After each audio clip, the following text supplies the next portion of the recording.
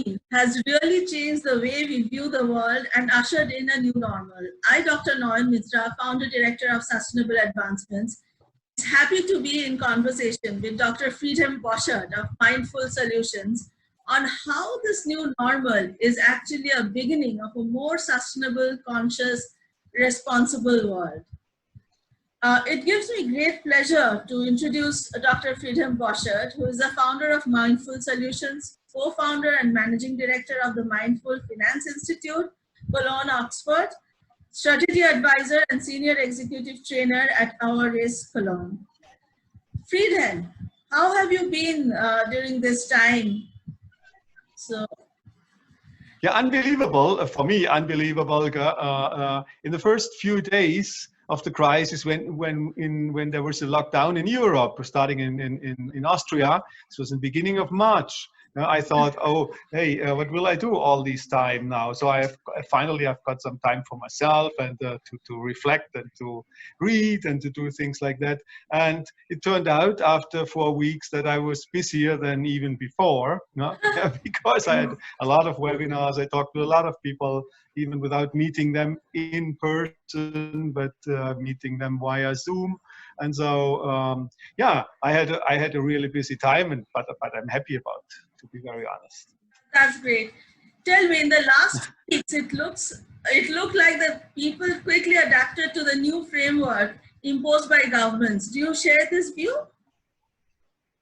Yeah, yeah. In one respect, for sure, because people quickly accepted what was imposed on them. No? So I really was astonished whether in Germany or UK or in Austria, there was no cry about what was imposed on restriction. They were really severe, what was done. But everybody accepted that. So, but I think acceptance is on the one side, really to adapt to this situation is something different. And when I talk to people who are now just working in home office, for example, or elderly people not being able to meet other people, then I have serious doubts whether people really adapted to that situation. I don't think. They had not an idea what will come up in terms of additional stress, social isolation, and all those related impacts which we have observed in the last few weeks. Right. You mean the people were not prepared to face such a situation? I think they really were surprised, as we did as well. I think they were surprised how quick these things were imposed and how quick the crisis came on us. So I think to manage daily stress and to manage daily emotions and all these things, I think people more or less dealt with that. But dealing with something fundamental as we experience now with the real crisis, I think most of the people were not prepared, at least in mental and in emotional terms. They were not prepared to deal with such an extraordinary situation. What is your approach to make people more resilient, even in times of crisis, Friedhelm? Yeah, that's what I try to do, at least when I work with people. Resilience is something which I think is in terms of mental and emotional ability to get out of difficult situations, difficult emotional states, difficult mental states, when you are locked, not to stuck and not to stick in that situation, but being able to get out of that in a quick and proper way, not just by suppressing things and denying things, getting out in a proper way by accepting that. That is resilience. Just to give an example, if you get angry, or if there is someone who made you angry, maybe you can stick into this anger and in this emotional state for hours. All the way thinking, all the way long thinking, oh, how bad you were treated and things like that. Or You accept there is anger and you get out of that. And after a quarter of an hour, you go on with your life, with your work as before, and you are better and more productive than before. Not sticking in there. Resilience just means get out of that. Yeah. Even of bad thoughts, even of old habits, old thinking patterns. Not sticking in there when you want to get out. Being able to get out there. That's resilience. What you need in a crisis. Concept, Friedhelm? Or what is more of your work? What kind of work do you teach these concepts on resilience? Oh, yeah. Yeah, I think the first step is what people helps is that they see this is not something esoteric or something extraterrestrial or something. That it is something everybody can deal with. No? Okay. And so I come from the neuroscience and making people aware about what's going on in their brain, what's going on with their emotions, is a first step to make a better treatment with these difficulties which now come up to us. But the second step is much more important. People have to feel that they have an instrument or a tool or an exercise which they can apply and say, okay, I want to calm down. I know what I have to do. For example, breathing out and breathing in and observing, or other exercises like that. And this is something, both things. First, people should get a better understanding how they tick and how especially their brain ticks in a situation of crisis like that. And the second thing is to get some tools and exercises to apply. That's what I'm teaching. Yeah. Can you give us some examples, practical examples that you do? Yeah. I think it starts with very simple things like breathing exercise. They are very, very different, and some people are really astonished. First of all, when we approach breath, because they were not used to that, they simply never have an eye on that, and so okay, I can observe my breath. First step. Second step is just to see that there are different ways to deal with your breath. You have a short breath in and a long breathing out, or exhaling, inhaling in different speed, and so on. So that's one of the practical side of the exercises. Breathing. Something very important is body awareness. Being aware of what's going on in your body when you have stress, when you are emotional, when you think. What's going on in your body? Not in your brain, in your body. So body awareness exercises like body scan are very important ingredient of these practical side. And and even things like a nice example in these days, because we are really fed with bad news, with negative news all the day. You watch television, you read the newspaper, and so there is one nice exercise from an American neuroscientist, Rick Hansen. He says he proposed to have an exercise which he calls "take in the good." So to balance the negativity we experience each day with some more positive things, not seeing the world in a rose-red glass and rose-red color, but taking the positive things and keeping them. So makes you much more aware.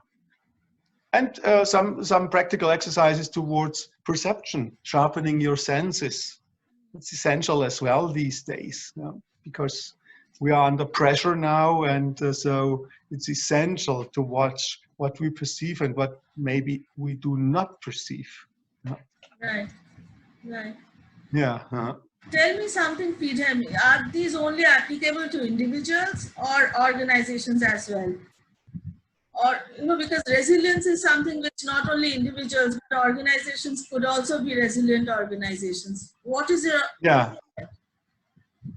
Yeah, what just we talked now about is much more about the individual side of resilience, but definitely there is an organizational side as well. And this leads us and builds a nice bridge toward what you are doing with sustainability.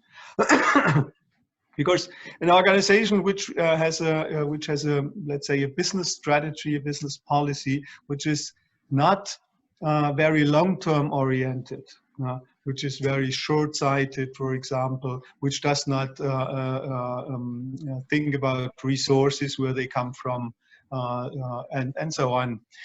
This organization, if it gets into a crisis, it will be hit much more quicker than another organization or another company who is able to adapt, who is flexible, maybe who has a business model which allows more flexibility, which considers that there is dependency on society and on nature and on all these things before, and maybe even thinking about crisis and how to react makes you a bit more resilient. And a lot of companies simply did not do that up to now, and so they were not resilient. And these are the first ones who are hit with by the crisis, and that means their business and their business model is not a sustainable one. No? Only seen in terms of resilience. This is for me one criteria. No? We talked about that, you and me, before. Okay, what is sustainability? Of course, is to act in accordance with nature and to act so that we can do the same thing maybe in 10 years' time as well, without damaging our world. No? This is. But on the other side, I think resilience and sustainability are closely connected with each other.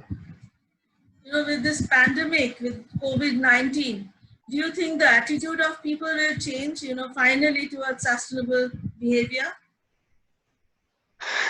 Sometimes I would like to know, to believe that, yeah. And sometimes, of course, when we talk to people these days, they say, oh, we have to rethink our lifestyle, the way we live, the way we consume, the way we travel, and all these things. And so they say, yeah, we have to rethink. But I keep my doubts. Not to mistrust them too much, but I just simply have my doubts whether this will be true in 1 year's time as well. When the crisis might be a bit over, or maybe in 2 or 3 years' time, do they really have changed their lifestyle? Because what you need is a really, let's say, a well-developed ability to reflect. An ability to reflect needs as well that you pause, that you have silence, for example, to think and rethink and feel. And then you are able to reflect what you have done and what you will do in future. Right. And that's not too much people are prepared for that. So I hope that something will change, especially in consumption patterns. But I'm not quite sure about yet. Fantastic. Friedhelm, we from Sustainable Advancements, we are extremely privileged to have a partnership with Mindful Finance. And the kind of work you are doing, why don't you tell us some of the kind of work that you do? Yeah, thank you. Yeah, so same for me, Nayan. I'm extremely grateful that we can exchange and we have a contact and work together. And I think we are not too much different in the direction of our work, because what we want to achieve with Mindful Finance and Mindful Finance Institute is a transformation of the financial sector. Not only in one country, not only in one organization, but on a global scale. because we have seen that especially banking and finance, as we have practiced that in the last, let's say, 30 years, is definitely not sustainable. Right. And to be honest, nothing or not too much has changed since 2008, 2009 crisis.